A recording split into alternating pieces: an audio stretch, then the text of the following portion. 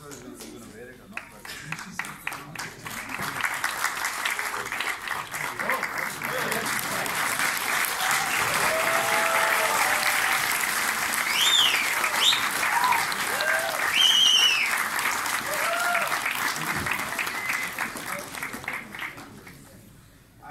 I think, Daniel, your cricket knowledge is a little shaky, so I won't ask you cricket questions, but I understand we took cricket to Switzerland. Yes, we did. So there was cricket for the first time played on ice, and we brought, so when you came to Pakistan, we took cricket to Switzerland. Indeed. So maybe you could share some thoughts on that. Sure, yes, indeed it was taken to Switzerland, cricket on ice, in Engadine, in beautiful Engadine, where there's a lot of snow right now, and interesting enough, there's still a family connection there because our son Francis, he goes to boarding school in Engadine and he was a ball boy at cricket on ice. And he enjoyed it.